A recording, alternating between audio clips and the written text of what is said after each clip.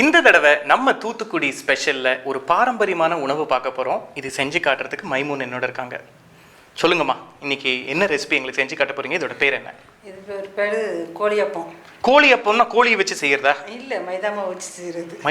மைதா மாவு வச்சு செய்யறது, ஆனால் அதோட பேர் கோழியப்பம். சரி, இதுக்கு தேவையான பொருட்கள் என்னன்னு சொல்லுங்களேன். தேவையான பொருட்கள் மைதா மாவு, ஓகே, தேங்காய் பால், சரி, முட்டை, உப்பு, நெய் தடவிக்கிடணும். மஞ்சள் பொடி தேவைப்பட்டா போடணும், இல்லாட்டி போட வேண்டாம். சரி, ஓகே. ஸோ இது மெயினாக ஒரு அப்பம். இது எப்படி மாவு மிக்ஸ் பண்ணுறதுன்றது இப்போ பார்க்கலாம். சரிம்மா.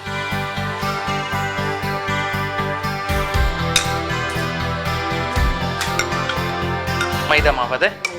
Okay okay. இது தேங்காய் பால், நல்ல தண்ணி தேங்காய் பால் இது இல்லையா? தண்ணி தான் கொஞ்சம் கட்டியாகும். ஓகே.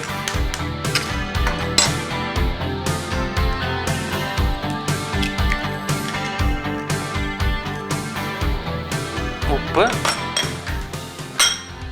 கொஞ்சமாக மஞ்சத்தூளா. ஸோ இப்போ இதில் மைதா மாவு, தேங்காய் பால், உப்பு, முட்டை, கொஞ்சூண்டு மஞ்சத்தூள் சேர்த்துருக்கீங்க. இது நல்லா கரைக்கணுமா இப்போ? சரி, ஓகே.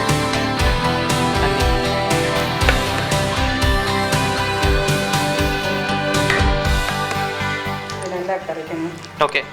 இது இப்போ நீங்கள் கரைக்கிறதுக்கு டைம் ஆனால் ஒரு மிக்சியில் போட்டு அடிக்கலாமா, இல்லை அப்படியே கையில் கரைச்சாலே கரைஞ்சிருமா? மிக்சியில் போட்டு அடித்தா ஒன்று கூட இதாயிரும். ஓகே. கரைக்க கூட வேண்டாம், எல்லாம் மிக்சிலே போட்டு ஒரு அடி அடிச்சுட்டு. இப்போ நீங்கள் பார்த்தீங்கன்னா இந்த கோழி அப்பத்துக்கு வேணுங்கிற மாவு, அதாவது இந்த மைதா, முட்டை, தேங்காய் பால், மஞ்சத்தூள், உப்பு இதெல்லாம் நல்லா கரைச்சி வச்சு இந்த ஆப்பத்துக்கு கரைக்கிற மாதிரி நல்லா தண்ணியாக கரைச்சி வச்சுருக்காங்க. அம்மா, இப்போ இந்த கோழி அப்போ ரெடி பண்ணிடலாமா? சரி.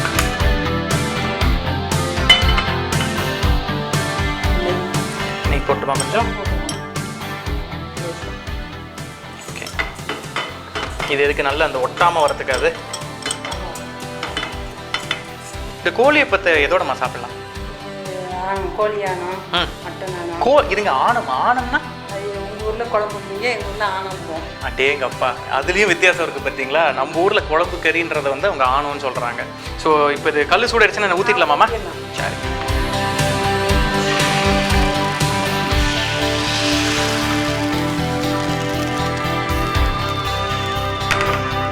ஸோ இது ஊற்றுனது நம்ம ஆப்பம் மாதிரி தான் ஊற்றிருக்காங்க. அந்த சின்ன கடாயில் ஊற்றி ஒரு சுற்றாமல் அப்படியே ஒரு ஓரத்தில் அந்த ஃப்ளாட் பாட்டம் பேனில் ஊற்றி ஒரு சுற்றிருக்காங்க. அது அழகாக பாருங்கள், அப்படியே உப்புது எல்லா பக்கம். இந்த மாவு கரைக்கும் போது அவங்க மஞ்சப்பொடி சேர்த்தாங்க பார்த்தீங்களா? அது சேர்த்ததுனால அவ்வளோ அழகாக ஒரு ஆஃப் ஒயிட் கலர் ஒன்று வந்திருக்கு. ரொம்ப ரிச்சாக இருக்குது பார்க்குறதுக்கு.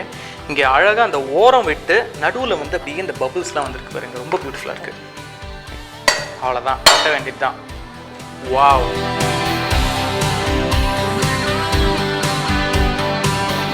இது நல்ல ஓரம் வந்துருச்சு. இது ரெடியாமா? அது ஓகே. ஒரே தட்டு. ஓகே. நான் ஒரு கோழி அப்போ ஊற்றலாமாம்மா? ஒரு கரண்டி, இன்னொரு கொஞ்சம் அப்படியே லைட்டா நல்லா அரைசுங்க, பரவாயில்ல, கீழே வராது. ஆல்மோஸ்ட் சரியா பண்ணிட்டேன்னு நினைக்கிறேன். கரெக்டா இருக்கா? எடுக்கும்போது தான் தெரியும். அங்கே தான் இருக்குது விஷ பரீட்சை. எப்போவுமே இந்த எடுக்கிறதுல தான் ப்ராப்ளம்.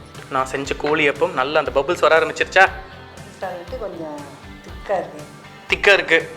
விழணும், தட்டினா விழுந்தாதான். தட்டினா விழணும், லேசாக இருந்தால் தான் விழும். ஐயோ, இப்படி வேற சொல்லிட்டாங்களே.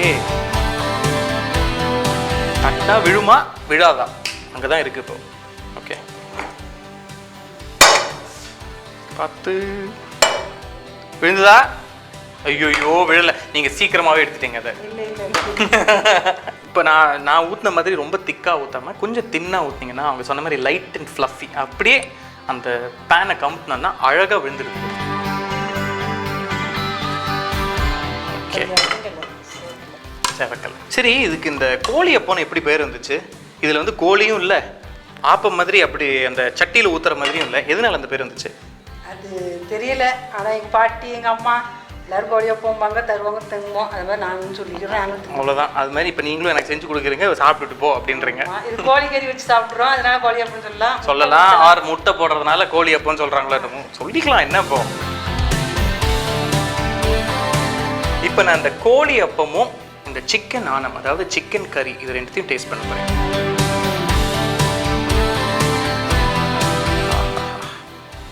சிக்கன் ஆனம் கோழி அப்பம். ஆஹா பா, அப்படியே அந்த நீர் தோசைன்னு சொல்லுவாங்க பார்த்தீங்களா, அந்த மாதிரி அப்படியே இளம் பிஞ்சு மாதிரி இருக்குங்க. அவ்வளோ டேஸ்டியாக இருக்குது பார்க்குறதுக்கு.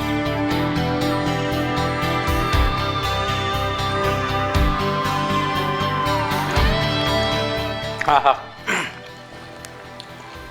கோழி அப்பம் நல்லா அந்த தேங்காய் பால் வாசனையோட அவ்வளோ சூப்பராக இருக்குங்க.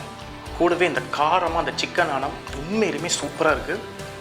இவ்வளோ பொறுமையாக எனக்கு இந்த கோழி அப்பம் நீங்கள் செஞ்சு கொடுத்ததுக்கு உங்களுக்கு ரொம்ப ரொம்ப தேங்க்ஸ்.